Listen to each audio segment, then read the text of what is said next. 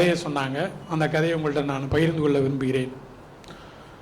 ஒரு அடர்ந்த காடு, அந்த அடர்ந்த காட்டிலே திடீரென்று தீப்பிடித்து கொண்டது. மளமளவென்று தீ பற்றி பறந்து அப்படியே வந்து கொண்டிருக்கிறது. காட்டில் உள்ள விலங்குகள் எல்லாம் அங்கும் இங்கும் வெளியேறி கொண்டிருக்கின்றன. அந்த நேரத்தில் ஒரு ஹம்மிங் பேர்ட், இந்த நம்ம ஊரில் சிட்டுக்குருவின்னு சொல்லுவோம்ல, அது மாதிரி ஒரு சின்ன ஹம்மிங் பேர்ட் இதை பார்த்து என்ன செய்யலாம் என்று யோசித்து உடனே அருகில் இருந்த ஓடைக்கு சென்று தன்னுடைய சிறிய அலகால் அந்த நீரை உறிஞ்சி இந்த காட்டின் மேல் இந்த தீ பரவி இருந்த இடத்துக்கு மேல் தெளித்து விட்டு திரும்பவும் ஓடைக்கு சென்று அதனுடைய சிறிய அலகால் நீரை உறிஞ்சி இப்படி ரிப்பீட் பண்ணிகிட்டே இருந்திருக்கு. இதை பார்த்து கொண்டிருந்த மற்ற விலங்குகள் எல்லாம், என்னடா இது, நம்ம எல்லாம் இப்படி காட்டில் இவ்வளவு தீப்பிடிச்சு பிடிஞ்சிட்டு இருக்கு, நம்ம என்ன பண்ண தெரியாமல் இருக்கோம், இந்த சின்ன ஹம்மிங் பேர்டு இப்படி போய் செஞ்சிட்டு இருக்கே அப்படின்னு சொல்லிட்டு காட்டின் ராஜாவாகிய சிங்கம் இந்த ஹம்மிங் பேர்டை கூப்பிட்டு, நாங்கள் இவ்வளோ பெரிய ஆள், நீ ஒரு சின்ன ஒரு சொட்டு தண்ணீரை அந்த ஓடையிலேருந்து எடுத்துகிட்டு இந்த காட்டு தீ மேலே போடையே, இந்த தீயை உன்னால் அணைக்க முடியுமா அப்படின்னு கேட்டிருக்கு.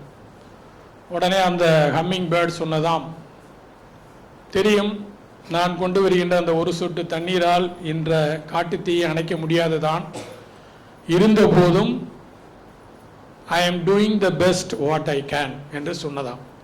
அதாவது, எனக்கு தெரியும், என்னுடைய இவ்வாறு ஒவ்வொரு முறையும் கொண்டு வந்த சுட்டு தண்ணீரால் இந்த காட்டுத்தீ அணைக்க முடியாவிட்டாலும் நான் என்ன செய்ய வேண்டுமோ அதை நான் மன நிறைவோடு செய்கிறேன் என்று அந்த ஹம்மிங் பேர்ட் கூறியதாம். நாமும் இந்த இடத்தில் இந்த ஹம்மிங் பேர்டை போல இருக்க நான் உங்களை கேட்டுக்கொள்கிறேன். காரணம், நம்மிலே பலர் வேலை நேரத்தில் நமக்கு கொடுக்கப்பட்ட பணியை செய்து கொண்டிருப்போம். அது ஒரு சிறிய வேலையாக கூட இருக்கலாம். என்னடா நம்ம செய்கிற இந்த சின்ன வேலையாக பெரிய காலேஜை முன்னேற்றி கொண்டு போகுது அப்படின்னு நினைக்கலாம். சிலர் அலுவலகத்தில் பணிபுரியலாம், ஆய்வகத்தில் இருக்கலாம், வேற ஒவ்வொரு துறையிலும் நாம் பணி செய்யலாம். ஆனால் இவ்வாறு பணி செய்யும்போது நமக்கு கொடுக்கப்பட்ட பணியை முழு நிறைவோடு முழு பங்களிப்போடு நாம் செய்ய முன்வர வேண்டும். நாம் செய்யும் சிறு பணி என்ன செய்ய போகிறது என்று நினைக்காமல் அந்த ஹம்மிங் பேர்டை போல நமக்கு கொடுக்கப்பட்ட பணியை நாம் முழு அர்ப்பணிப்போடு முழு பங்களிப்போடு செய்யும்போது வரவிருக்கிற காலங்களில் நமது கல்லூரி இன்னும் மென்மேலும் புகழை அடையும் என்பதில் ஐயமில்லை. எனவே இந்த சிறு டேக்அவே அட்வைஸை எடுத்துக்கங்க. நாம் அனைவரும் ஹம்மிங் பேர்டை போல இருப்போம். இந்த ஹம்மிங் பேர்டை போல நாம் பணி செய்யும் இடத்தில் நம்மால் என்ன முடியுமோ அதை சிறப்பான விதத்தில் செய்து கொண்டிருப்போம். Be a hummingbird wherever you are. அடுத்து, நம்ம பணிக்காலத்தில் நம்ம வேலை செய்யும்போது அப்பப்போ மனசோர்வு ஏற்படும். இந்த மனசோர்வு ஏற்படும் போதெல்லாம் நான் ஒரு இறை வாக்கியத்தை சொல்வேன். அது என்ன என்றால், I can do all things through Christ who strengthens me. என்னை பலப்படுத்துகிற கிறிஸ்துவினாலே எல்லாவற்றையும் செய்ய எனக்கு பலன் உண்டு.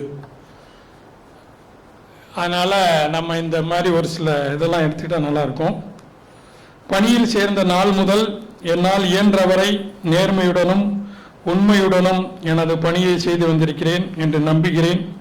கல்லூரியின் நிர்வாகத்திற்கும் உடன் பணிபுரிந்த நண்பர்களுக்கும் மாணவ செல்வங்களுக்கும் எனது பணியின் மூலம் என்னால் இயன்ற பங்களிப்பை செய்ய முடிந்தது மிகுந்த மகிழ்வை தருகிறது. எனது பணிக்காலத்தில் என்னால் யாருக்காவது மன வருத்தம் ஏற்பட்டிருந்தால் தயவு கூர்ந்து என்னை பொறுத்தருள வேண்டுகிறேன். இறுதியாக, ஓய்வு பெறும் அனைவருக்கும் எனது வாழ்த்துக்கள். என்னை வாழ்த்தி பேசிய சேவியர் அவர்களுக்கும் நன்றி. மும்மூர்த்திகளான அதிபர் தந்தை, செயலர் தந்தை, முதல்வர் தந்தைகளுக்கும் நான் மிகுந்த நன்றி கடன் பட்டிருக்கிறேன். என்னை வாழ்த்தி பேசிய உங்கள் அனைத்திற்கும் நன்றி கூறிக்கொள்கிறேன். மீண்டும் ஒரு முறை அனைத்து இயேசு சபை தந்தையர்கள், சகோதரர்கள் மற்றும் நாட் டீச்சிங் ஃப்ரெண்ட்ஸ் உங்கள் அனைவருக்கும் என் உளமார்ந்த நன்றிகள். எனது அன்பையும் நன்றியையும் பகிர்ந்து கொள்ளும் விதமாக எல்லோருக்கும் ஒரு ஸ்மால் கிஃப்ட் உள்ளது, பெற்றுக்கொண்டு செல்லவும். நன்றி. தேங்க்யூ.